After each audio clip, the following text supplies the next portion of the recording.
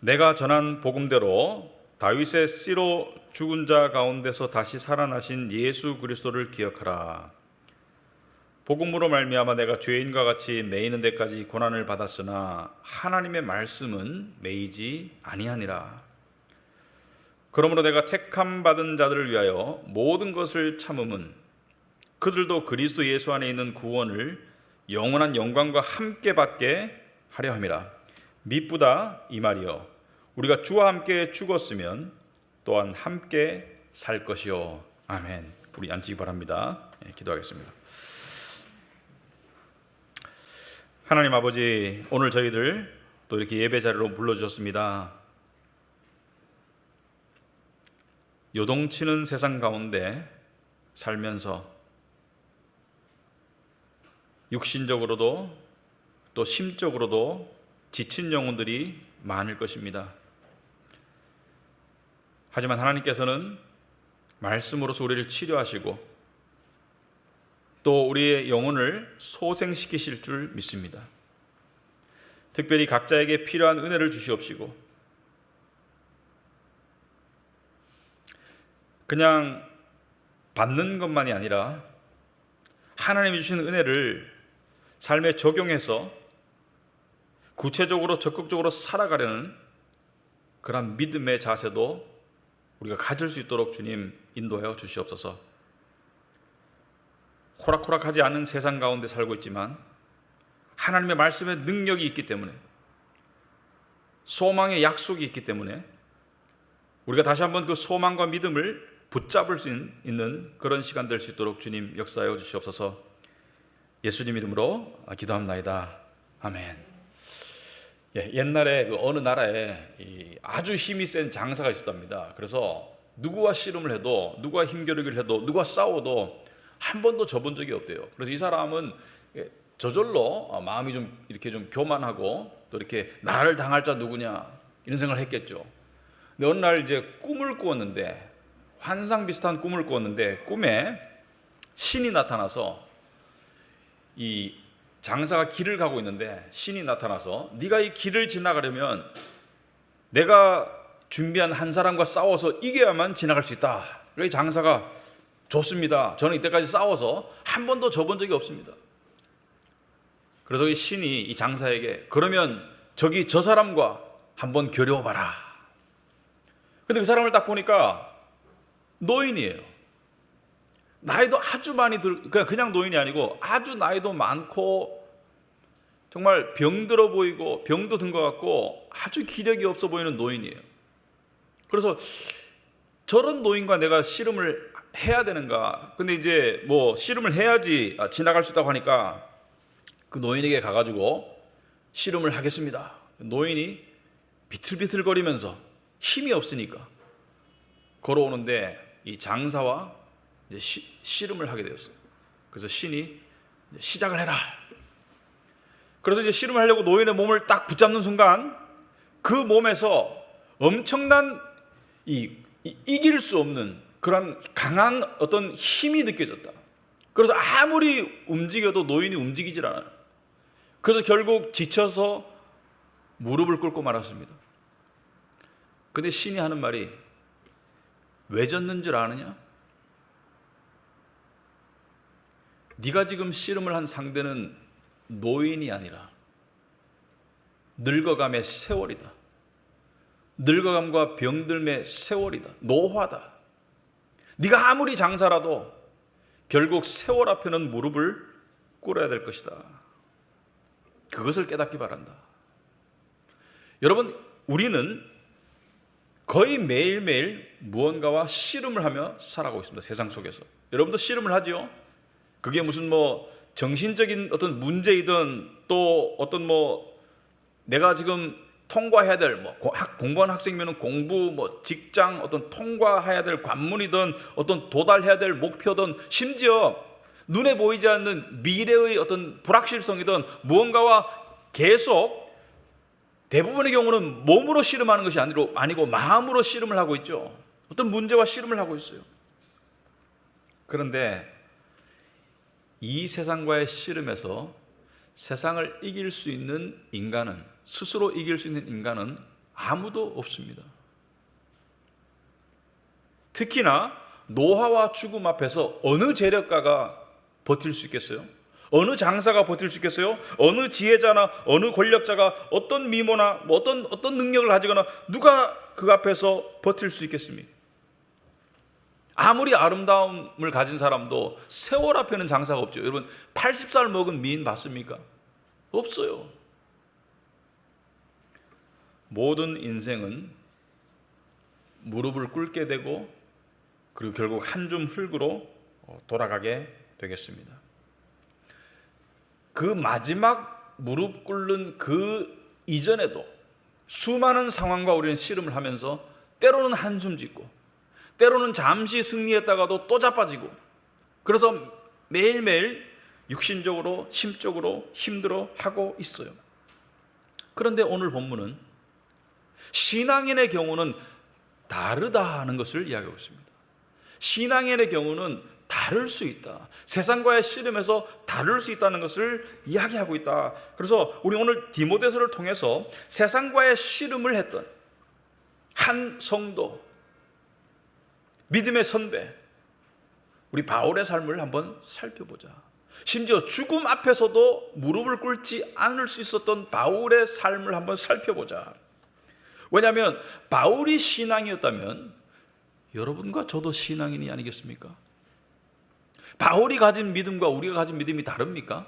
바울이 믿은 예수와 우리가 믿은 예수가 다릅니까? 물론 바울의 영적 경지나 어떤 성화의 정도는 상당히 우리보다 앞서 있겠지만 결국 바울이 가진 믿는 예수나 우리가 믿는 예수는 같지 않습니까? 마찬가지로 바울도 인간이고 우리도 인간인데 그 다음에 바울의 삶에서 우리가 뭔가 배울 게 있을 것이다. 여러분 사도 바울은 지금 어떤 상태입니까? 나이가 많이 들었어요. 조건이 안 좋아요. 씨름에서 나이가 많이 들었어요. 병 들었습니다. 다른 서신에 보면은 나이 들고 병 들었다고 이야기하고 있어요. 그리고 지금 어떤 상태예요? 감옥에 갇혀 있습니다. 저번에도 말씀드렸지만 이 감옥은 그냥 감옥이 아니고 그 당시의 감옥은 이 지하에 있었죠, 주로. 그래가지고 빛이 살짝 들어오고 낮에만 조금 들어오고 음습하고 음식은 아주 형편없고 안에 쥐나 어떤 그런 것들이 들끓고 같은 죄수들이 있기 때문에 땀 냄새도 나고 굉장히 열악하고 샤워가 어디 있겠습니까? 이빨을 어떻게 닦겠어요? 한번 상상해 보시기 바랍니다. 너무나 불편한 상태에서 그리고 대부분이 족쇄를 차고 있어요. 그리고 심지어 지금 바울은 사형 언도를 기다리고 있습니다. 사실은 얼마 있다가 죽어요. 사형장에서 죽습니다. 그렇다면 이 세상과의 씨름에서 갖출 수 있는 모든 악조건은 다 갖췄어요. 그리고 심지어 자기와 함께했던 동료들도 떠났습니다. 지금 왕따 당했어요. 세상적으로 말하자면은 여러분 가질 수 있는 모든 악조건은 다 가지고 있었어요. 아마도 대부분의 사람들 같으면은 신앙인이 아니라면 체념하고 낙담하고 아마 스스로 미리 목숨을 끊어도 무방할 때였어요. 그 안에서 많은 사람들이 실제로 죽어나갔으니까. 한번 상상해봐라. 여러분과 제가 가지고 있는 상황이 여기에 비할 바가 아니겠죠. 그런데 바울은 오늘 본문에서 이 세상의 힘 앞에서 세상의 어떤 죽음이라는 공포 앞에서 어떻게 씨름을 했는가, 어떻게 믿음으로 당당하게 맞설 수 있었는가를 우리가 살펴본다면 이러한 극한 상황에서도 이렇게 살아갈 수 있다는 것을 우리가 볼 수 있다면 우리도 다르게 살 수 있지 않을까, 그런 소망을 가질 수 있겠습니다. 자, 9절을 보겠습니다. 8절은 나중에 보고 복음으로 말미암아, 자, 복음으로 말미암아 내가 죄인과 같이 매이는 데까지 고난을 받았으나, 지금 바울이 감옥 간 이유가 뭐예요? 죄명이 뭡니까? 죄명이 복음 전파예요. 그죠? 죄명이 예수쟁이에요. 복음으로 말미암아 내가 죄인과 같이 매이는 데까지 고난을 받았으나, 매인다는 것은 지금 감옥에 갇혀 있고 심지어 족쇄, 체인이 지금 발목에 이 발목을 옥죄고 있지만 하나님의 말씀은 매이지 아니하니라. 육신은 내가 세상에 의해서 지금 통제를 당하고 있지만 뭐예요? 내가 믿는 말씀은 매이지 않는다라는 것을 이야기하고 있다. 이 속에서 여러분 뭐가 느껴집니까? 바울의 이 말에서 뭐가 느껴집니까? 이게 만용입니까? 이게 착각입니까? 아니죠. 변함없는 진실, 눈에 보이는 상황에 의해서 통제당하지 않는 변함없는 진실을 굳게 믿었기 때문에 여전히 당당함을 잃지 않고 있다는 것을 보게 되죠. 아무것도 가진 게 없어요. 가질 수 있는 악조건은 다 갖췄습니다. 죽음이 예약되어 있어요. 그런데 이 속에서 당당함을 가질 수 있는 이 바울의 말을 한번 풀어보자면, 세상이 내 몸을 묶을 수는 있어도 진리를 묶을 수는 없다. 세상이 내 몸을 묶을 수는 있어도 진리는 묶을 수 없고, 세상이 내 몸을 죽일 수는 있어도 내 안에 있는 그리스도를 통한 영생을 빼앗아갈 수는 없다는 것을 이야기하고 있는 거예요.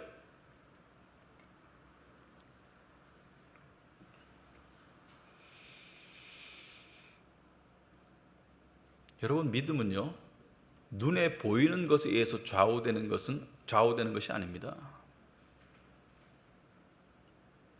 눈에 보이는 것에 의해서 영향은 받을 수 있죠. 우리가 인간이니까. 하지만 믿음은 눈에 보이지 않는 것에 의해서 지배당하고 보호받고, 그리고 거기서 힘을 얻는 게 믿음이 되겠죠. 바울은 지금 일반 사람 같으면은 너무나 비참하고 두려운 상황인데, 디모데 보고 뭐라 했습니까? 하나님이 우리에게 주신 것을 두려워하는 마음이 아니다. 여러분, 하루에도 우리는 몇 번씩 두려움의 순간을 겪습니까? 두려울 때가 있죠. 섬뜩 두려워질 때가 있죠. 하나님이 우리에게 주신 건 두려워하는 마음이 아니다. 모든 것이 하나님께 달려있다. 바울은 지금 두려워할 수 있는 모든 조건을 갖춘 사람이 자기보다 훨씬 나은 상황 가운데 있는 목회자 디모데를 향해서 뭐라고 말합니까? 두려워 말라. 여러분, 이 소리를 들었을 때 어떻겠습니까? 아니, 내 스승님이, 내 영적 아버지가 처한 상황은 자기가 그 상황에 처했으면 너무나 두려울 텐데, 지금 디모데도 사실 두려워요. 왜? 젊은 사역자로서 지금 교회를 담임해야 되고, 내적으로는 거짓 선생이 있고, 외적으로는 박해와 핍박이 있고, 자기도 감옥에 갇힐 수 있는 그런 상황인데, 자기보다 훨씬 더 악조건에 있는 스승이 자기에게 오히려 두려워하지 말라라고 이야기하는 말을 들었을 때, 그때 디모데의 심정이 어땠을까? 와, 나는 지금 이런 상황에도 두려운데 우리 스승님은 저런 상황에도 두려워하지 않는구나. 저 믿음의 경지는 어떤 경지일까? 나도 저 경지에 이루고 싶다라는 생각을 하지 않았을까요? 그리고 바울은 오늘 본문에서 어떻게 세상의 두려움을 이기고 어떻게 세상의 힘에 굴복당하지 않고 믿음의 당당한 모습을 유지하고 있는지 그 비결을 알려줍니다. 이것은 바울이 디모데보다 더 강한 인간이어서가 아니에요. 더 강한 믿음을 가지고 있기 때문입니다. 바울도 인간이에요. 그래서 8절에 보시면은 내가 전한 복음대로 다윗의 씨로 죽은 자 가운데서 살아나신 예수 그리스도를 기억하라. 오늘 설교 본문 제목이 뭡니까? 오늘 설교 제목이 예수 그리스도를 기억하라. 이게 오늘 핵심 내용입니다. 예수 그리스도를 기억하라. 여러분, 이 말씀을 잘 생각해 보면 얼핏 이해가 안 됩니다. 말은 그럴듯한데, 예를 들어서 제가 여러분에게 예수 그리스도를 기억하세요 이렇게 말하면은 갑자기 이해가 안 될 거예요. 내가 지금 교회 다니는 사람인데 뭔 예수를 기억하나? 내가 예수를 까먹었나? 근데 지금 바울은 누구에게 이야기하는 거예요? 디모데는 목사입니다. 오늘날로 말하면 목회자이고 말씀 연구하고 설교하는, 저같이 말씀 연구하고 설교하고 직업이 목회자예요. 예를 들어서 어떤 사람이 저한테 와가지고 예수 그리스도를 기억하세요 이렇게 말하면 기분 나쁠 것 같아요. 명색이 목사인데 무슨 예수를 기억하라는 말인가 이렇게 생각할 것 같아요. 이렇게 오해하는 것은 이 말의 진위를 모르기 때문에 그럴 수 있는 것이죠. 이 말씀의 진정한 의미를 안다면 우리 모두에게 해당되는 말씀이 되겠습니다. 여러분, 예수 그리스도를 기억하라, 예수를 기억하라, 이게 무슨 뜻이냐? 제가 차근차근 설명을 해드릴게요. 여러분, 우리는 뭐 전공이든지 어떤 뭐 아는 대상이든지 무언가를 기억하거나 망각하거나 둘의 갈림길에 있습니다. 무슨 말이냐면 여러분의 전공이 만약에 컴퓨터다, 피아노다 또는 영어다. 저는 전공이 영어예요. 그런데 영어를 기억한다는 것은 계속 영어를 활용하고 습득해 나가는 가운데 내 영어를 유지하고 내 영어를 발전시켜야지 기억이 되는 것이지, 가만히 있으면 어떻게 돼요? 망각하게 되죠. 모든 분야가 그러지 않습니까? 약 30년 전쯤에 그 동남아시아에서 살고 있는 어떤 우리나라 그 일본 시대 때 팔려간 위안부 할머니 한 분이 방송을 탄 적이 있습니다. 근데 참 흥미로운 게요, 이분이 위안부로 끌려갔을 때는 한 번도 해외를 나가본 적이 없겠죠. 위안부로 해외를 나갔을 거 아닙니까? 그죠? 동남아시아의 일본군한테 끌려가가지고. 근데 아마도 최소한 10대 후반이었겠죠. 그러니까 위안부로 공출이 되었겠죠. 그때 한국 사람으로서 한국말밖에 할 줄 몰랐을 거예요. 근데 세월이 흘러서 한 70 가까이 됐는데 한국말을 깡그리 잊어버렸어요. 한국 사람이. 그리고 현지어를 잘해요. 현지인이 되었어요. 근데 우리 생각할 때, 아니 현지말을 배우는 것은 이해가 된다. 수십 년을 거기 살았으니까. 근데 어떻게 10대 후반에 갔는데 어떻게 한국말을 깡그리 잊어버릴 수가 있나? 왜? 한 번도 사용할 기회가 없었기 때문에. 주위에 한국 사람이 하나도 없었는 거예요. 그리고 수십 년을 살았는 거예요. 여러분, 우리 기독교인의 전공이 예수 그리스도와 그분의 복음이라면, 심지어 사도 바울이 디모데에게도 예수 그리스도를 기억하라는 것은 무엇을 말합니까? 네가 예수를 더 깊이 알려고 하지 않고, 네가 더 예수를 더 깊이 사랑해 가지 않고, 예수 그리스도의 복음의 그 은혜를, 하나님 아버지의 사랑을, 그 능력을 계속해서 알아나가지 않으면, 기억하는 쪽으로 나아가지 않으면 망각하는 쪽으로 나아갈 것이다. 이것이 우리에게 시사하는 바가 크다고 생각합니다. 저와 여러분에게. 스스로에게 한번 물어봅시다. 나는 지금 예수 그리스도를 기억하는 쪽으로 나아가고 있나? 이것은요, 뭐 예수의 이름을 맨날 내가 알지, 교회 다니지, 예수의 이름으로 식사 기도하지, 이런 차원이 아니에요. 예수 그리스도의 십자가의 그 은혜를 내가 기억하고 있나? 여기서 말하는 기억은 머릿속으로만의 기억이 아니라 심령으로도 기억하고 있나? 그 은혜가 내 안에 살아있나? 내가 그분의 하나님 아버지의 사랑의 그 기억을, 그 감격을 기억하고 있나? 유지하고 있나? 예수님의 말씀에 빌리자면 첫사랑을 가지고 있나? 이것은 단순한 문제가 아닙니다. 심지어 바울은 디모데에게도, 목회자에게도 예수 그리스도를 기억하라고 했어요. 그리고 디모데는 바울은 이렇게 말했습니다. 다윗의 씨로 죽은 자 가운데서 다시 살아나신 예수 그리스도를 기억해라. 부활의 예수를 기억해라. 부활의 예수를 기억한다는 것은 뭐예요? 그분을 통해서 받은 영생의 그 은혜를 기억하고, 그리고 다시 오실 주님을 기억하라는 거예요. 많은 교인들이 현세의 예수를 믿는 것 같습니다. 지금 나의 삶에 도움을 주시는 분, 지금 나의 삶에 위로를 주시는 분.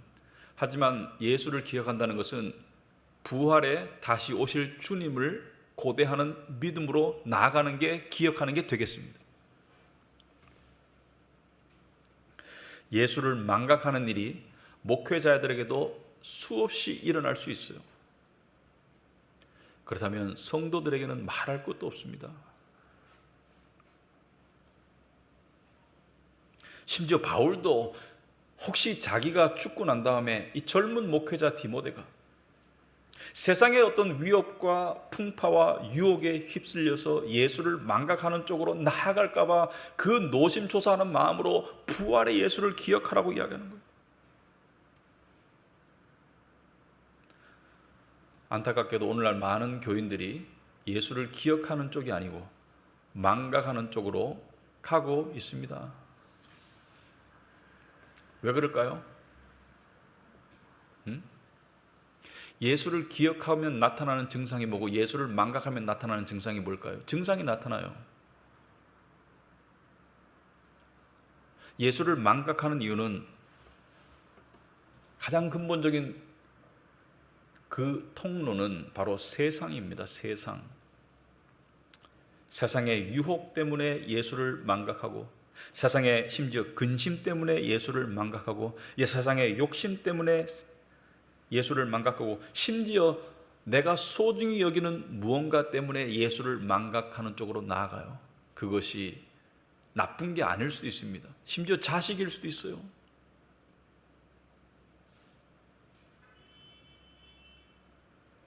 무언가 예수께 속한 그 자리를 세상에 무엇인가가 차지하고 있기 때문에 예수가 점점 더 밀려가고 예수가 점점 더 잊혀져가는 삶을 사는 사람들이 부지기수예요.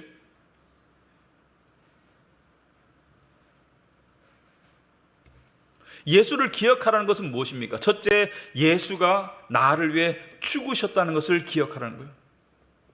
예수가 내 죄를 위해서 죽으셨다는 것을 기억하라는 거예요.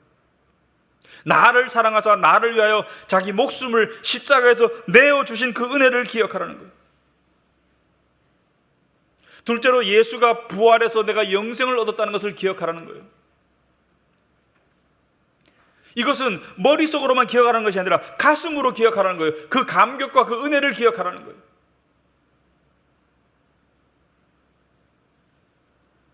사도 바울은 예수를 기억하는 쪽으로 살았습니다. 십자가의 은혜를 기억했고, 하나님의 사랑을 더욱더 붙잡았고, 부활의 소망을 더욱더 붙잡아 나갔기 때문에 지금 이 믿음의 경지에 이르는 거예요. 두려워하지 않는, 세상에 굴하지 않는, 세상을 이기는 믿음의 경지에 이르는 거예요. 왜? 그 가슴과 그 심령 중심에 바로 십자가의 은혜가 활활 타고 있었기 때문에.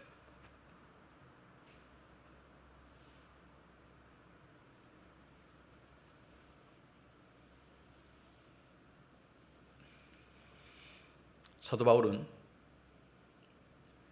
예수를 기억하고 예수를 위하고 예수를 향한 삶을 살았죠.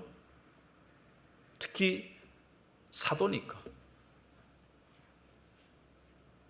오늘 10절에 보시면 그러므로 내가 택함 받은 자들을 위해서 모든 것을 참았다. 예수를 기억한다는 것은 참음을 포함합니다. 모든 상황 가운데 인내하는 것이 예수를 기억하는 것이다. 십자가의 고통을 인내하신 주님을 기억할 때 삶의 모든 상황 속에서 일어나는 상황들을 참는 것이 예수를 기억하는 것이다. 사도 바울은 직업이 사역자였으니까, 이것은 사람마다 좀 달리 적용될 수 있겠죠. 여러분은 직업이 풀타임 사역자는 아니잖아요. 여러분이 가정주부이든 직장인이든 어떤 상황 속에서 예수를 기억함으로 모든 것을 참는 것이 바로 예수를 기억하는 삶이 되겠습니다. 기억한다는 것은 단지 인지적인 활동이 아니라 삶의 몸부림이 되겠습니다. 사도 바울은 여기서 아주 놀라운 이야기를 하고 있습니다. 택함 받은 자들을 위해서 모든 것을 참았고 그들도 그리스도 예수 안에 있는 구원을 영원한 영광과 함께 받게 하려니라. 그러니까 하나님께서 택한 자들이 구원을 함께 받기 위해서 내가 모든 것을 참고 노력했다. 왜? 사역자였으니까. 그래서 바울은 아주 놀라운 두 가지 조화를 말합니다. 첫째는 일부를, 둘째는 전부를 이야기하고 있습니다. 일부를, 그러니까 택함 받은 일부를 위하여 자신의 전부를 쏟았다. 택함 받은 일부를 위하여 자신의 전부를 쏟았다. 여러분, 택함을 받았는데 왜 인간이 이렇게 노력해야 되나? 근대 선교의 아버지라고 불리는 윌리엄 캐리 선교사가 있었습니다. 이분이 이 인도의 선교사로 갔던 영국의 선교사인데, 근대 선교, 그러니까 이 선교사들이 막 인도를 가고 중국을 가고 심지어 우리나라로 할 때 그때의 이 태동기의 가장 최초의 그 가장 알려진 선교사였어요. 근데 이 사람이 이 젊었을 때 세계 지도를 그려놓고 선교를 열망을 품고 이것을 그 영국에 있는 목사님들의 모임에 가가지고 이것을 발표했습니다. 이 이교도들에게 내가 전도를 하고 싶습니다 라고 이야기하니까 젊었을 때죠, 한 나이 많은 목사가 젊은이 앉게, 하나님이 택하셨으면 하나님이 알아서 하실 것인데 네가 왜 설치니? 택함의 교리를 잘못 적용한 것이죠. 여러분, 택함과 인간의 노력은 대립하는 것이 아니고 공존하는 것입니다. 사도 바울이 하는 말을 한 문장으로 표현하자면, 바울은 마치 구원이 복음을 전하려는 인간의 노력에 달린 것처럼 살았어요. 전도하려고 노력했어요. 예를 들어서 여러분이 아버지에게 마치 여러분에게 달린 것처럼 정성을 쏟고 눈물로 기도하고 마치 인간의 노력에 달린 것처럼 살았지만, 구원을 받은 자들은 하나님께서 택하신 자들인 것을 믿었습니다. 받기 전에는 마치 우리에게 달려있는 것처럼 모든 것을 노력하는 거예요.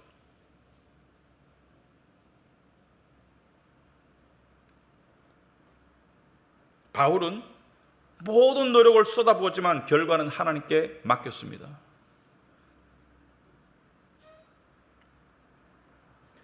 바울은 하나님의 택하심의 은혜가 인간의 노력을 통해서 역사하심을 믿었습니다. 바울의 인생의 포커스는 늘 복음의 능력과 그 능력을 통한 하나님의 구원에 맞춰져 있었기 때문에, 그리고 그렇게 오랫동안 살아왔기 때문에, 그리고 부활의 예수를 기억했기 때문에 그러한 삶의 연장선상에서 지금 비참한 상황에 감옥에 갇히고 죽음을 앞두고도 두려움이 없고 믿음의 꽃을 이뤘죠. 무엇입니까? 빨리 떠나고 싶다. 이것은 세상이 힘들어서만이 아니고 더 큰 이유는 뭐예요? 주와 함께 하고 싶다. 내가 그토록 기억하고 그토록 가슴에 품고 살았던 그 주님을 눈으로 보고 싶다.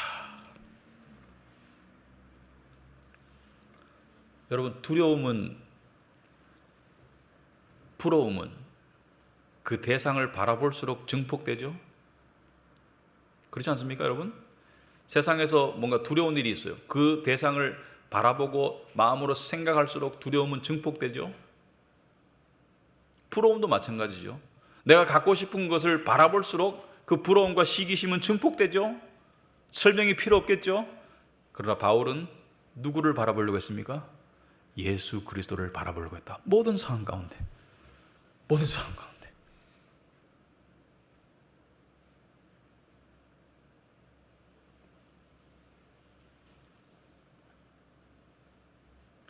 부러움, 두려움, 시기, 마음의 불편함, 이것은 세상의 무언가를 예수 그리스도보다 더 바라보기 때문입니다. 하지만 바울은 그렇게 살지 않았어요. 여러분, 바울을 인간화시켜 봅시다. 인간의 입장에서 봅시다. 바울을 인간의, 아까 감옥도 이야기하고 다 얘기했지만은 거꾸로 뒤집어서 바울은 권력자가 될 수도 있었어요. 신분이. 지금 아무것도 가진 게 없습니다. 바울은 부자였을 거예요. 지금 아무것도 가진 게 없어요. 아마도 바울 동년배의 친구들은 지금 잘된 자식들을 자랑하고 잘된 손주들이 있어가지고 그냥 이렇게 자랑하면서 노년을 지내고 있었는데, 바울은 아무도 없어요. 세상적으로 내세울 것은 아무것도 없어요. 그런데 바울은 이 세상에서 아무것도 이루거나 가진 것이 없음에도 불구하고 이 세상에서 모든 것을, 많은 것을 이루고 가진 사람을 전혀 부러워하지 않았습니다. 왜 그럴까요? 썩지 아니할 것을 가졌다는 것을 확고히 믿었기 때문에. 썩을 것을 많이 가진 자들을 부러워하지 않았습니다. 이것이 예수를 기억하는 사람에게 나타나는 증상입니다.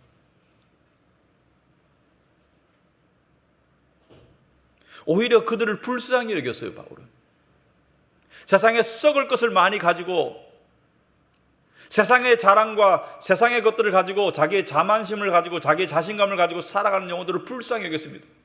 왜? 바울이 바라보는 실체는 눈에 보이는 현실이 아니라, 짧은 현실이 아니라 눈에 보이지 않는 영원한 현실을 바라보고 있었기 때문에.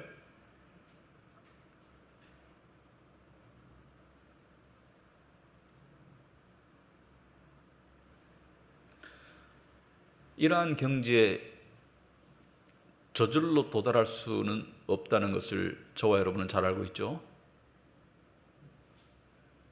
예수를 꾸준히 기억해 나가려는 영적 몸부림이 반드시 있어야 되겠습니다. 그렇다면 예수를 기억해 나가는 영적 경지에 이르려면 구체적으로 어떻게 살아야 되는가? 오늘 11절에 그 해답이 나와 있습니다. 미쁘다 이 말이요. 바울은 미쁘다 이 말이요. 미쁘다는 것은 무슨 뜻입니까? 믿을 만하다. 하나님의 말씀이니까 신실하니까 믿을 만하다. 아멘. 미쁘다 이 말이요. 무슨 말이 미쁘다고요? 무슨 말이 믿을 만하다고요? 무슨 말이 진실이라고요? 우리가 주와 함께 죽었으면 또한 함께 살 것이다. 여기서 주와 함께 사는 것이 예수를 기억하는 삶인데, 주와 함께 사는 삶은, 주와 함께 동행하는 삶은, 영생을 맛보는 삶은, 세상의 두려움에서 벗어나는 삶은 저절로 주어지는 것이 아니라 먼저 주와 함께 죽어야 돼.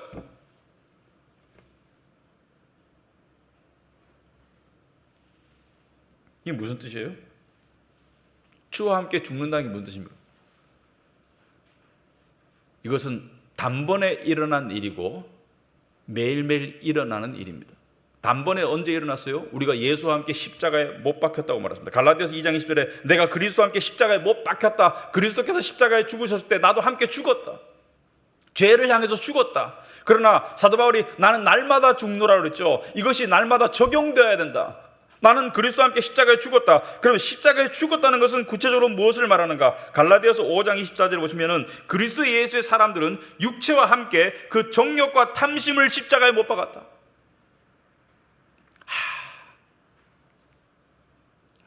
어렵도다. 정욕과 탐심을 십자가에 못 박는 일이 죽는 것이다.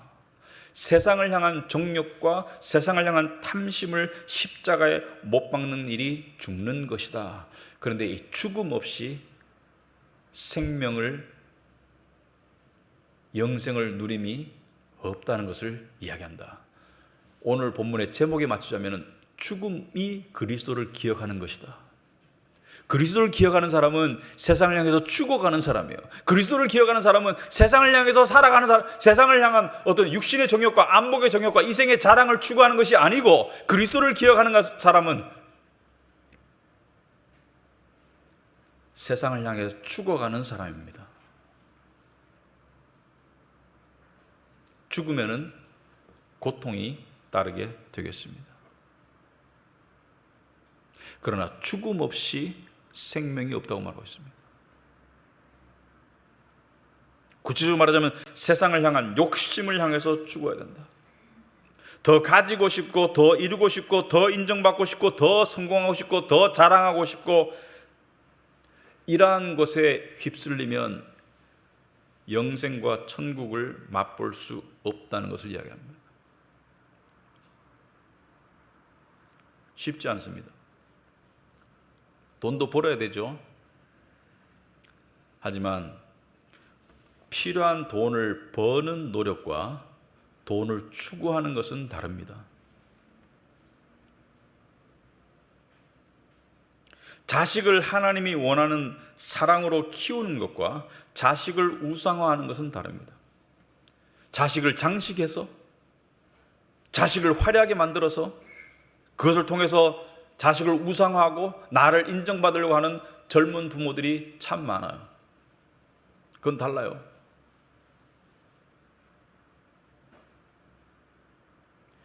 인간이 세상을 향한 정욕과 탐심을 죽여나가는 것은 그건 스스로 안 됩니다.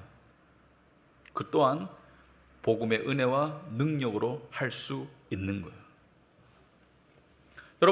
여러분이 가지고 있는 욕심과 여러분이 가지고 있는 욕구를 포기하라? 내려놓아라? 그게 그렇게 쉽습니까? 이것이 되려면 이렇게 돼야 돼요. 여러분, 애들을 키우면 그럴 때가 있죠. 예를 들어서 사탕을 쥐고 있는데 한 손에 한 개씩 쥐고 있어. 그런데 옆에 친구나 사촌이 왔는데 한 개는 쟤를 줘라. 근데 막 쥐고 앉으려고 막 울죠, 그죠? 떼쓰고 싫다고 막 울죠. 꽉 움켜쥐고 있죠. 그때 억지로 뺏으면은 막 난리 나죠. 근데 부모가 어떻게 머리를 써요? 살짝 데려가서 어떻게 합니까? 더 큰 사탕을 보여주면서 그거 하나 주면 내가 요거 줄게. 그럼 애가 어떻게 해요? 가서 하나 탁 주죠. 그죠? 하나님은 그냥 욕심과 탐심을 죽이라는 게 아니에요. 그 욕심과 탐심을 움켜쥐고 있는 그 손으로 더 큰 천국의 은혜를 줄게. 네가 세상의 욕심과 탐심으로 죽으면 내가 너에게 생명을 줄게. 내가 너에게 진정한 평강을 줄게. 내가 너에게 진정한 만족을 줄게. 더 깊은 하나님의 사랑의 체험을 줄게. 그리스도의 은혜를 줄게. 하나님 믿음이 지향하는 바가 그리스도를 기억하는 게 뭐예요? 눈에 보이는 세상을 움켜쥐려는 손을 놓고 눈에 보이지 않는 더 가치 있는 영적인 축복을 쥐라는 거예요. 근데 많은 사람들이 이렇게 얘기합니다. 잔머리 굴려서 둘 다 가지고 싶은데 안 돼요. 한 손에 한 개만 줄 수 있어요.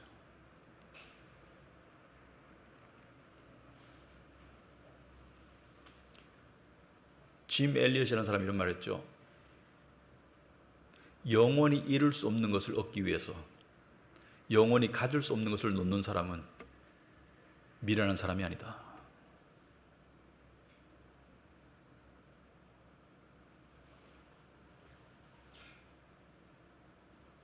천국을 마음으로 믿는 믿음으로 나아가지 않는데 어떻게 세상을 놓을 수가 있습니까? 절대로 불가능합니다. 그리스도를 기억함이 없는데, 하나님의 사랑과 그리스도의 은혜와 십자가와 부활의 능력을 기억함이 없는데 어떻게 죽을 수 있겠습니까? 저는 제가 이 자리에 그리스도를 기억하기 위해서 모였기를 바랍니다. 진정한 예배는 그리스도를 기억함을 회복하는 거예요. 진정한 찬송은 그리스도의 은혜를 기억하는 거예요. 기도도 마찬가지죠. 헌금도 마찬가지죠. 여러분, 헌금 왜 합니까? 그 근본 동기가 그리스도를 기억함이에요. 눈에 보이지 않는 하나님의 실제, 천국의 실체를 믿기 때문에 우리가 헌금 드릴 때 누구한테 드린다고 그래요? 저한테 줍니까? 하나님께 드린다고 그러죠. 눈에 보이지 않는 하나님과 하나님의 나라를 위해서 드린다고 하는 것이죠. 여러분, 이 사상을 생각한다면 헌금 드리는 것은 미라는 것이죠. 예를 들어서 11조를 드린다? 10분의 1이 줄어드는 거예요. 쓸 돈이 줄어드는 거예요. 세상 사람들이 볼 때는 미련한 짓이에요. 왜? 쓸 돈이, 안 그래도 돈이 아까운데 쓸 돈이 왜 줄어드나? 그런데 성경이 뭐라 했습니까? 예수님께서 오직 너희를 위하여 보물을 하늘에 쌓아두라. 하늘에 쌓고 있는 거예요. 네 보물이 있는 곳은 네 마음도 있느니라. 그리스도를 기억하고 천국의 실체에 다가가려면 물질에 드림없이 못 다가간다는 것이죠. 여기서 말하는 물질이라는 것은 내가 버는 소득의 물질을 말하죠. 돈은 움켜쥐면서 그리스도를 기억한다? 불가능해요. 그래서 헌금은 돈의, 그 눈에 보이는 돈의 의미 이상의 의미를 가지고 있습니다. 이것은 하나님께 마음을 드리는 거예요. 천국을 기억하는 거예요. 심지어 내가 지금 드리는 물질과 시간이 천국에서 받을 상급과 연결됐다는 것을 기억하는 거예요. 보물을 하늘에 쌓으러 했으니까. 이 세상에서 우리 크리스찬이 사는 방식도 그리스도를 기억하면 많이 달라집니다. 어떤 부분에서 달라져요? 예를 들어서 겸손이라는 거 좋은 것이죠. 겸손이라는 거 좋은 거예요. 세상 사람들도 겸손이 나쁘다고 말하지 않습니다. 세상 사람들도 겸손을 노력하는 사람이 있어요. 하지만 세상 사람들이 겸손하려는 것과 성경이 가르치는 겸손은 다릅니다. 세상 사람들이 겸손하려고 할 때는 여러 가지 동기가 있겠죠. 첫째는 적을 만들지 않기 위해서 겸손합니다. 또 다른 동기는 더 많은 존경을 얻기 위해서. 겸손하면 표도 더 얻으니까. 겸손한 모습을 보면 남이 나를 더 인정해주고, 저 사람 겸손한 사람이야 라고 나를 인정해주니까, 그런 동기에서 겸손할 때가 거의 대부분이죠. 100%라고 저는 봐요. 순수한 동기가 아니에요.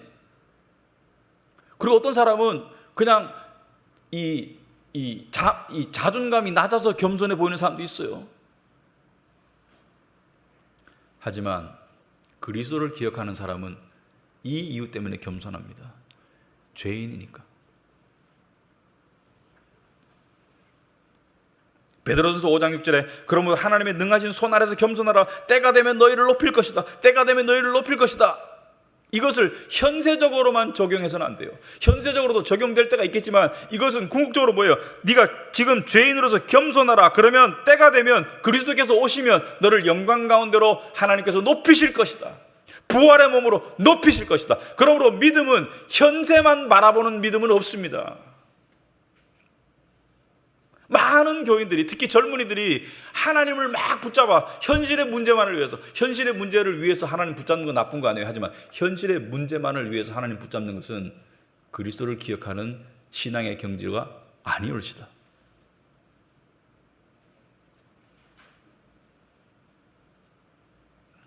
우리는 영광에 들어갈 줄 알기 때문에 이 땅의 낮아짐을 감수할 수 있는 것이죠. 예수께서 뭐라고 했습니까? 너희 중에 누구든지 으뜸이 되고자 하는 자는 너희의 종이 되어야 하리라.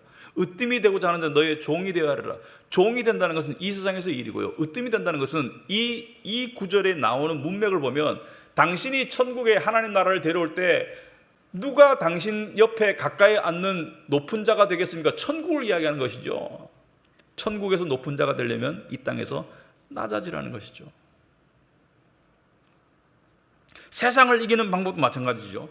여러분, 세상 사람들이 세상을 이기려는 방법이 뭡니까? 세상을 성취함으로써 힘을 길러서 세상을 이기겠다. 돈을 많이 벌어서 세상을 이기겠다. 권력을 가져서 세상을 이기겠다라고 말하지만, 세상을 성취함으로 세상을 이기려고 하는 것은 세상의 노예가 되는 길이에요. 점점 더 세상의 눈치를 보게 되고, 점점 더 세상이 내 마음을 점령하게 되고, 그것이 욕심이든 그것이 좌절감이든 그것이 우월감이든 내 마음이 점점 더 세상에 딸려가는 것이죠. 그런데 어떤 사람들은 자기가 세상에서 성공했기 때문에 세상에서 군림한다고 생각하는, 착각하는 참 미련한 바보들이 있습니다. 그 이룬 것이 빼앗겨 보세요. 비참하게 무너집니다.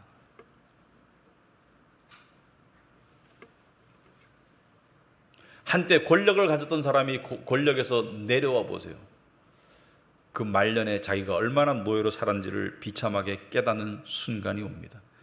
그 일은, 잘 들어보세요, 이 세상에서 안 일어나더라도, 이 세상에서 끝까지 착각하고 살 수도 있어요. 나는 세상에 군림하고 살았다, 돈을 많이 가졌기 때문에. 하지만 하나님 앞에서는 반드시 일어납니다. 믿음은 이 세상에서 모든 승부를 보는 게 아니에요. 바울은 비록 감옥에 갇히고 비록 죽음을 앞두고 있었지만, 자신이 의지하고 자랑하는 것은 하나도 바뀌지 않고 하나도 갇힐 수 없고 하나도 매일 수 없다는 것을 이야기하고 있습니다. 감옥에 갇힌다고 영생이 변하나? 감옥에 갇힌다고 그리스도의 십자가의 은혜가 변하나? 감옥에 갇힌다고 나를 향한 하나님의 사랑이 변하나? 여러분, 우리는 힘든 상황이 됐을 때 하나님의 사랑을 의심하고 시험할 때가 있지만, 바울은 이런 상황 속에서도 자신을 향한 하나님의 사랑을 의심치 않았어요. 왜? 그 기준이 십자가이기 때문에.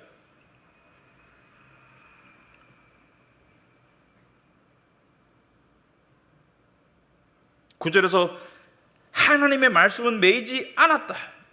나는 사슬에 매여서 감옥에 갇혔지만 하나님의 진리의 말씀은 이 세상의 어떤 힘에 의해서도 통제받지 않는다는 것을 말하는 것이죠. 선포하는 것이죠. 나는 육신으로는 죽겠지만 이 땅에 오신, 인간의 모습으로 오신 말씀 되시는 주님의 부활을 통해서, 그분을 믿음을 통해서 얻은 영생은 털끝만큼도 손상되지 않는다는 것을 굳게 믿었어요. 여러분, 믿는다는 것은 심도와 강도가 있는 것입니다. 교회 다니는 사람 보고 부활을 믿느냐고 물으면 다 믿는다고 말할 겁니다. 하지만 그 믿음의 진위성은 마음의 중심에 살아있는 거예요. 살아있는가? 그것이 내 삶의 어떤 동력으로 작용하고 있는가? 바울은 자신의 상황을 넘어서는 하나님의 말씀의 능력, 말씀이 전하는 영생, 말씀이 전하는 하나님을 바라보려고 했고 예수를 기억하려는 노력 가운데 늘 살았기 때문에 세상에 굴복하지 않고 오히려 세상을 호령했던 거예요.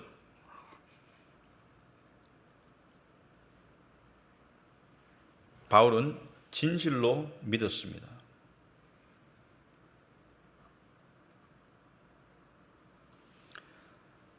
그렇다면 적용해 보겠습니다. 그리스도를 기억한다는 것이 우리의 삶에 어떻게 적용되는가? 복음의 능력과 그 은혜와 그 진리가 어떻게 적용되는가? 여러분, 우리 삶에 자주자주 다가오는 순간들이 있습니다. 무언가가 부러울 때, 탐심과 시기심에 휩쓸릴 때, 그때 그리스도를 기억하는 것은 뭐예요? 그리스도 안에 주어진 보물들을 기억해내는 거예요. 그것을 어디까지 기억해야 됩니까? 탐심과 시기심이 사라지고 감사가 차오를 때까지 기억하는 거예요.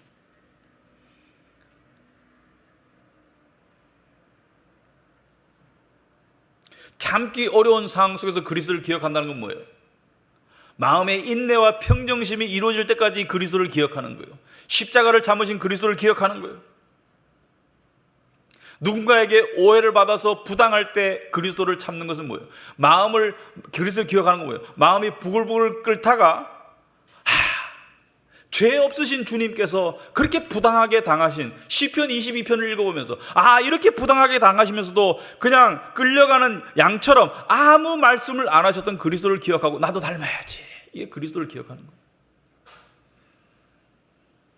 때로는 불이익이 주어질 수도 있습니다. 예수를 믿기 때문에.